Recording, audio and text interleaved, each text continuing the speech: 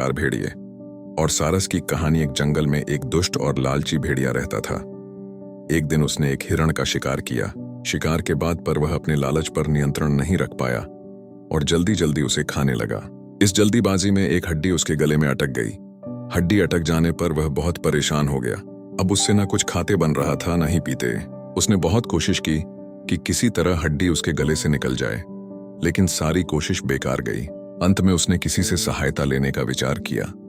वह सोचने लगा कि ऐसा कौन है जो उसके गले से हड्डी का टुकड़ा निकाल सकता है। कुछ देर सोचने पर उसे सारस का ध्यान आया। सारस की लंबी गर्दन और चोंच थी। वह उसके मुंह में अपनी चोंच घुसाकर आसानी से हड्डी निकाल सकता था। बिना देर किए भेड़िया सारस के पास पहुंचा और बोला, सारस भाई, मेरे गले में एक हड्डी अटक गई है। क्या तुम अपनी चोंच से वो हड्डी निकाल दोगे? मैं तुम्हारा बहुत एहसानमंद रहूंगा और तुम्हें उचित इनाम भी दूंगा। सारस पहले तो भेड़िए के मुंह में अपनी चोंच डालने से डरा, लेकिन बाद में उसे भेड़िए पर दया आ गया और वह तैयार हो गया। भेड़िए मुंह खोलकर खड़ा हो गया और सारस ने उसमें अपनी चोंच डाल दी, लेकिन उसकी चोंच हड्डी तक नहीं पहुंच पाई। तब उसे अपनी आधी गर्दन भी भेड़िए के मुंह में घुसानी पड़ी। सारस की गर्दन मुंह में जाते ही लालची भेड़िए के मन में लालच जागने लगा।